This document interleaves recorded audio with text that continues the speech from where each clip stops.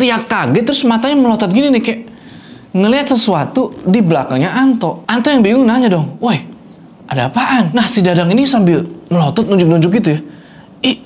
Itu ada.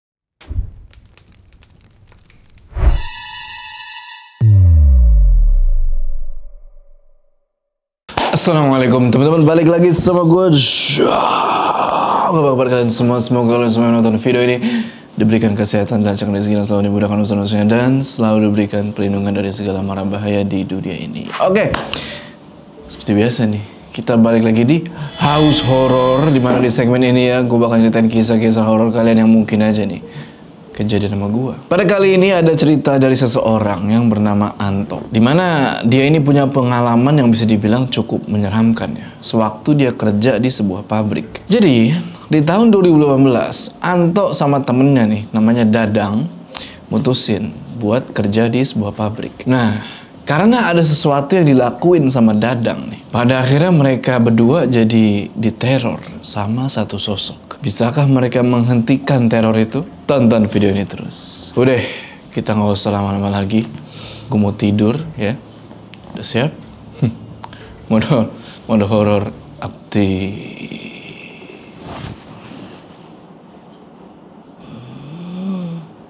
Sekitar bulan Februari tahun 2018, Anto pengen lamar kerja nih di sebuah pabrik komponen kendaraan gitu ya. Lebih tepatnya buat aksesoris mobil sama motor yang ada di daerah Jawa Barat. Nah, Anto yang nggak pengen lamar kerja sendirian, akhirnya ngajak temennya nih, sebut aja namanya Dadang. Kebetulan dia emang lagi nganggur juga. Jalanlah dia nih kan ke rumahnya Dadang pakai motor. Dan singkat cerita, pas sampai di rumahnya Dadang, Anto langsung kabarin lah tuh kan Dadang. Kebetulan rumah mereka ini emang deket-deketan. Langsung dikabarin tuh kalau ada lowongan kerja di pabrik itu. Dadang yang ngedenger ada lowongan, langsung setuju di situ. Dan dia udah siap banget tuh. Secara ya udah cukup lama lah dia nganggur. Abis diskusi dan bikin rencana tuh, akhirnya mereka sepakat buat berangkat ke pabrik itu besok pagi sekitar jam 7 buat naruh lamaran. Singkat cerita, besok pagi ini jam 7 berangkat mereka berdua ke pabrik itu naik motor. Kita sebut aja lah perusahaan X gitu ya.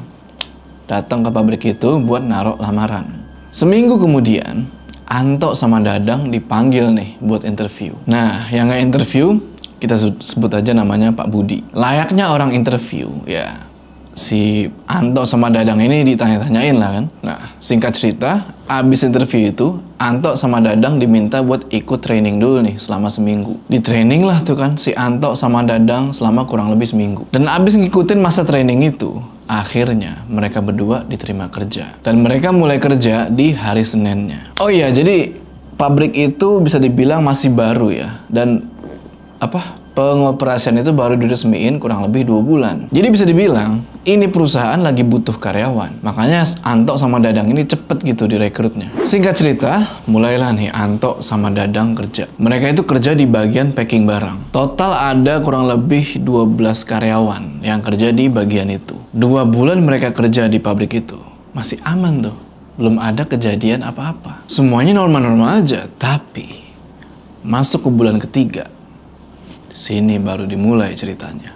Jadi waktu itu, pas jam 12 siang, bunyilah tuh kan bel istirahat kan kering. Ada sebagian karyawan yang ke kantin, ada sebagian yang sholat, dan tinggallah Anto nih sendirian di ruang packing. Terus si Dadang, dia kebelet BAB nih. Dia pergi ke bawah buat ke WC. Alhasil dia nggak bisa nemenin Anto di atas. Ya udah, sebelum si Dadang ini pergi ke WC, Anto bilang ke dia kan, ya udah, nanti gue tunggu lu di kantin. Abis itu Anto lanjut tuh ngeberesin packingan barang-barang. Dan niatnya sih pengen buru-buru ke bawah gitu loh, soalnya perut udah keroncongan nih, lapar. Nah, pas lagi asik-asik ngeberesin barang, tiba-tiba dari belakang dia ada suara.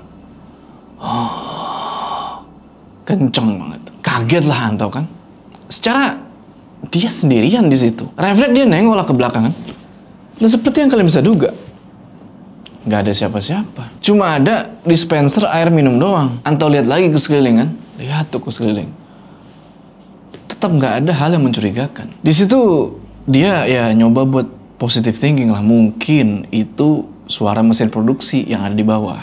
Singkat cerita, kelar beres-beres packing tuh, Anto langsung turun ke kantin dong. Dan nungguin Dadang di sana. Selisih berapa menit Anto sampai, Dadang kelar nih dari WC kan, dan nyamperin tuh si Anto. Makanlah tuh mereka berdua. Sambil makan, mereka ngobrol-ngobrol nih. Ngobrol-ngobrol biasa, dan kelar makan, mereka ngerokok tuh kan depan kantin, ngerokok.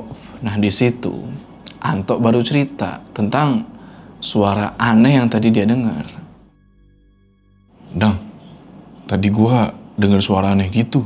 Gak tahu suara apaan, gue cuma sendirian di atas dan suaranya kayak berat banget, persis di belakang gua. Pas gua nengok, gak ada wujudnya. Ah, lu mah dongeng mulu, Tok. Di tempat kerjaan, lu masih sempet-sempetnya ngedongeng. Serius gua, Dang. Coba lu tadi di posisi gua, lu rasain diri. Alah, palingan lu halu doang. Lagian, mana ada setan di sini? Kalau perlu, gua buktiin sini. Dadang tiba-tiba nyeletuk kayak yang nantang gitu. Anto di situ cuma bilang, iya dah, ntar juga lu rasain sendiri. Abis ngobrol-ngobrol gitu sama Dadang, bel bunyi lagi tuh, tandanya masuk. Waktu itu udah jam 13.15. Anto sama Dadang langsung buru-buru tuh balik ke tempat kerja. Selama kerja itu, ya normal gitu loh. Kerja kayak biasa, nggak kejadian apa-apa. Mungkin karena waktu itu masih rame orang. Singkat cerita, jam 5:30 sore nih, bel pulang bunyi. Semua karyawan udah pulang duluan tuh. Tinggal Anto sama Dadang doang tuh, berduaan di atas. Karena mereka lagi ngobrol-ngobrol sambil ngeberesin barang-barang. Buat besoknya, siap diantar ke tempat lain. Soalnya target hari itu mesti packing ratusan barang buat diekspor ke pabrik lain. Nah, pas lagi ngobrol-ngobrol sama Dadang gitu, tiba-tiba Dadang tiba-tiba teriak kaget, terus matanya melotot gini nih, kayak ngelihat sesuatu di belakangnya Anto. Anto yang bingung nanya dong, woi, ada apaan? Nah, si Dadang ini sambil melotot nunjuk-nunjuk gitu ya, itu ada pocong di belakang lu. Dan pas si Anto ini nengok ke belakang, bener aja, itu dia ngelihat ada pocong berdiri di samping tumpukan kardus packingan. Itu pocong kain kafannya tuh lusuh, mukanya jelek banget, terus matanya merah. Dan lebih seremnya lagi, itu pocong kepalanya kayak gini-gini nih.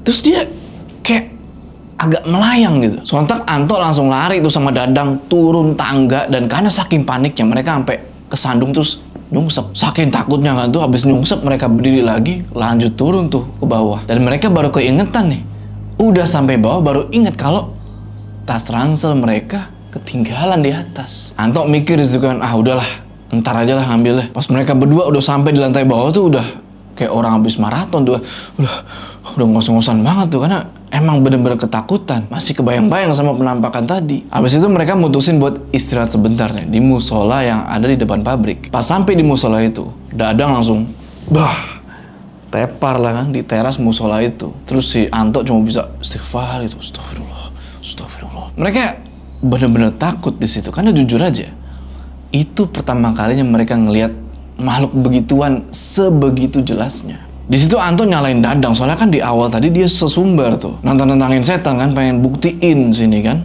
Nah, pas udah diliatin pocong, dia takut.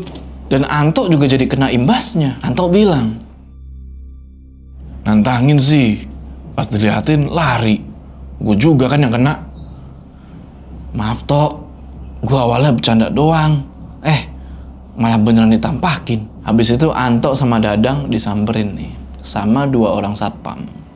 Kita sebut aja namanya Pak Joko sama Pak Udin. Mereka berdua nyamperin dan nanya, kenapa kok belum pulang? Diceritain lah tuh sama Anto kan ke mereka berdua nih. Habis ngedenger ceritanya Anto, Pak Udin sama Pak Joko nawarin buat nganterin mereka berdua ke atas tuh, buat ngambil tas. Masih takut sebenarnya, tapi Anto sama Dadang nggak beraniin diri buat ke atas lagi. Soalnya kan sekarang udah ditemenin nih sama 2 satpam ini.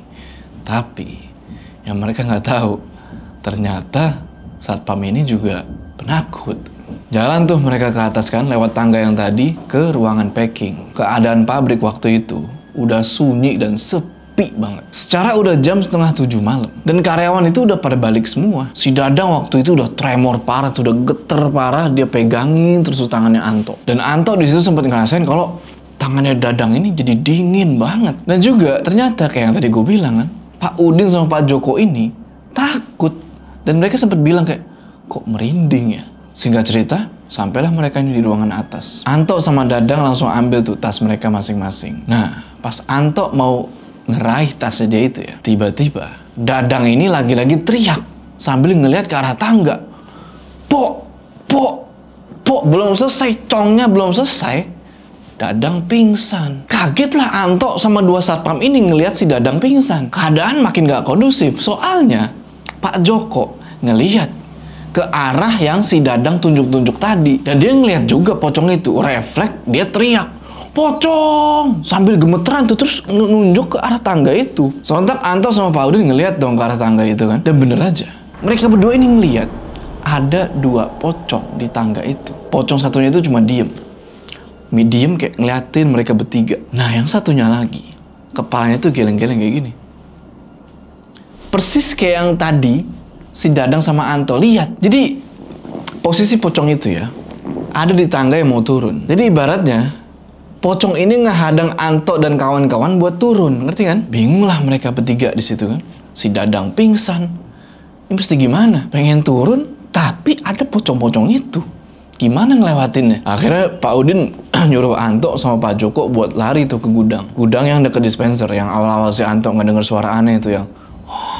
Dan mereka seret itu si Dadang. Bener-bener diseret, ditarik. Bodo amat lah mau kaosnya si Dadang ini melar, sobek. Bodo amat, pokoknya seret ke gudang itu. Berangkat mereka semua ke gudang itu. Oh iya, gudangnya itu kecil, nggak begitu gede. Kira-kira ya cuma muat 10 orangan lah kalau semuanya masuk ke situ kan. Biasanya itu dipakai buat ngumpulin kardus-kardus yang belum dibentuk jadi kotak kardus. Tahu kan lo yang masih lempeng gitu. Singkat cerita, udah masuk semua tuh ke gudang. Tutup lah tuh pintunya kan. Terus si Anto mulai baca-baca tuh doa yang dihafal. Berharap pocong-pocong yang ada di tangga itu buruan pergi.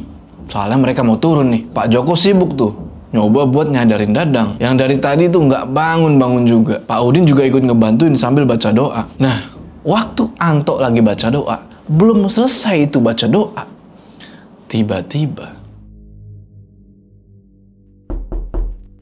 itu pintu gudang ada yang ngetok. Siapa gitu kan? Secara karyawan udah pada pulang, langsung diem mereka semua di situ. Tapi si Pak Joko, dia ini bisa dibilang orangnya itu penakut ya, tapi rasa penasaran itu tinggi. Beliau terus berdiri tuh dan mutusin buat ngintip dari bolongan pintu. Bukan lubang kunci ya, jadi emang di pintu itu kayak ada lubang kecil itu bisa dipakai buat ngintip. Nah ngintip lah tuh Pak Joko dari situ kan, ngintip. Dia ngintip, ngeliat-ngeliat ke sekitar, dan nggak lama tiba-tiba Pak Joko ini teriak, "Pocong!" Abis itu dia pingsan juga.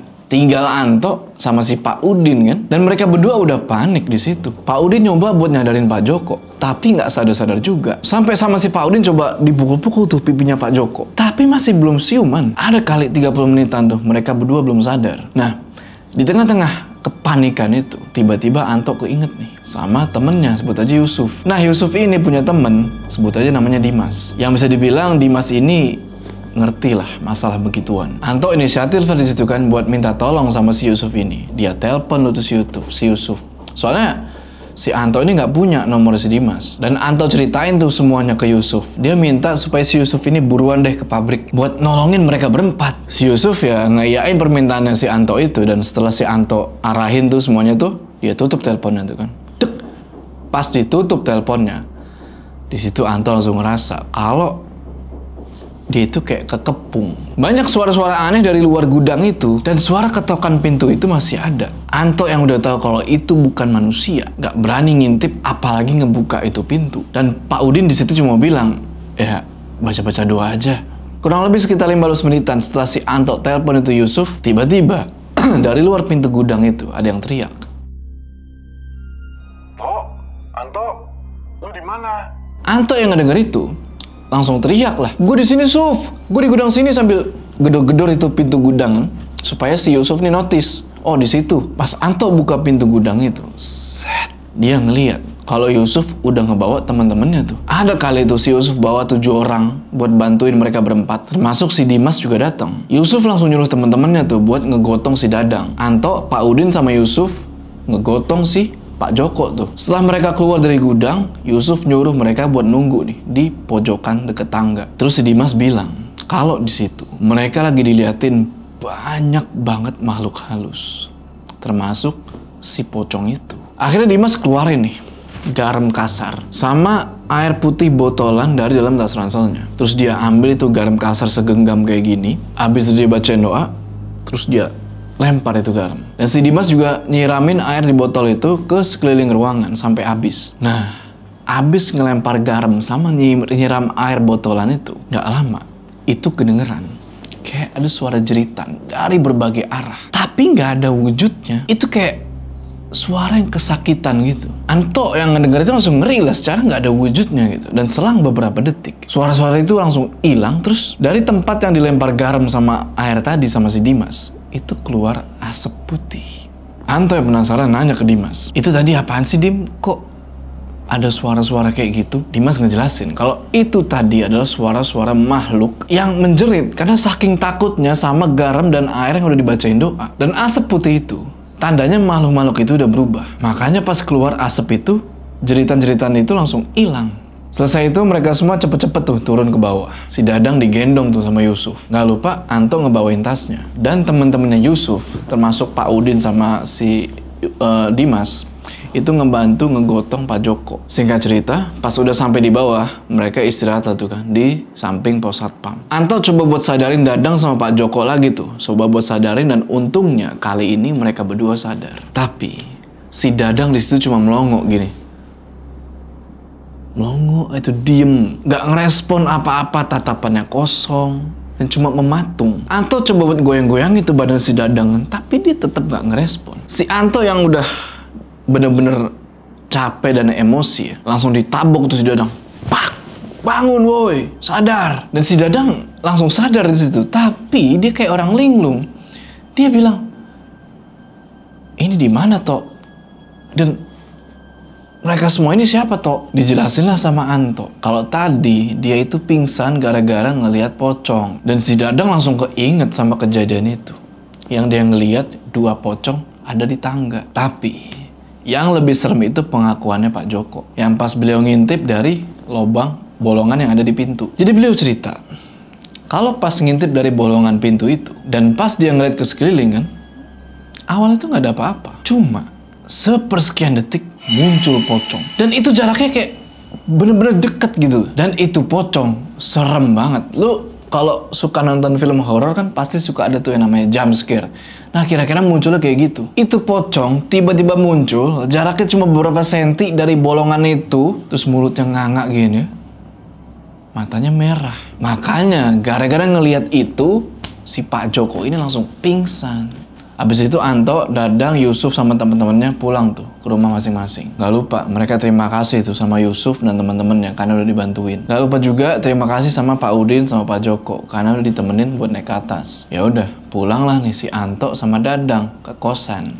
Oh iya, jadi emang sebelum ngelamar kerja itu mereka berdua ini udah sempet nyari kosan di deket pabrik. Ya hitung-hitung hemat bensin lah. Tapi ternyata mereka kira sampai kosan tuh udah aman gitu loh. Dan ya mereka salah. Pas mereka di jalan menuju ke kosan aja nih, lagi naik motor gitu kan, Anto ini ngelihat ada sekelebetan kayak pocong terbang. Anto bener ngerasa kalau itu tadi kayaknya pocong deh. Tapi dia nggak mau ngasih tahu Dadang nih, takutnya dia takut lagi kan, panik lagi. Akhirnya dia coba cuekin lah itu. Singkat cerita, sampai nih di kosan, Anto langsung pergi mandi tuh. Dan si Dadang nungguin temennya itu kelar mandi kan sambil nonton TV. Nah sekarang kita ganti dulu ya ke sudut pandangnya Dadang. Jadi pas lagi nonton TV itu kan, lagi fokus gitu nonton, tiba-tiba itu TV mati. Dadang yang ngeliat itu, bingung dong.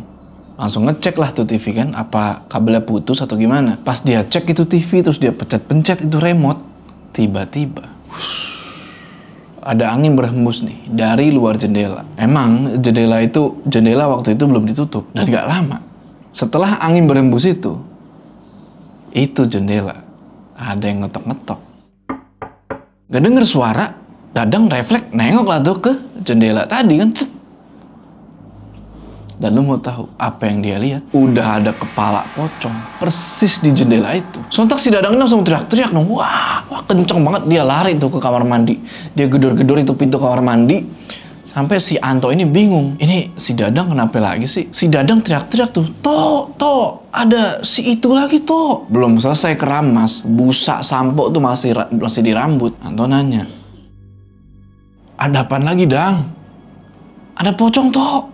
Tadi di luar jendela, kepalanya doang yang nongol. Karena penasaran, walaupun belum kelar mandi tuh ya. Anto keluar kamar mandi, terus dia cek lah tuh jendela. Nggak ada apa-apaan. Akhirnya dia coba tenangin tuh si Dadang. Dan dia tutup itu jendela rapet-rapet. Ditambah, dia tutup lagi pakai gorden. Supaya Dadang nggak ngelihat sosok itu lagi. Habis itu, Anto ngelanjutin mandinya sampai selesai itu. Kelar Anto mandi, giliran Dadang nih yang mandi. Waktu itu Anto lagi nyisir rambut. Tiba-tiba, pintu depan ada yang gedor-gedor. Sampai-sampai itu pintu kelihatan geter. Tapi di situ Anto cuekin aja lah, walaupun ya, bulu kuduk udah merinding tuh. Waktu Dadang kelar mandi, dia langsung nanya, tadi siapa toh yang gedor-gedor pintu? Dia lagi ya? Anto bilang aja kalau tadi dia nggak bukain itu pintu, karena dia udah tahu lah kalau siapa itu. Singkat cerita, selesai mandi kan tuh, mereka berdua ngobrol-ngobrol tuh sambil ngerokok. Dan pas lagi enak-enak ngobrol, tiba-tiba, lampu mati. Yang bikin heran, kosan sebelah, lampunya nyala. Anto mikir lah tuh kan, mungkin turun kali meterannya. Keadaan mulai nggak enak tuh.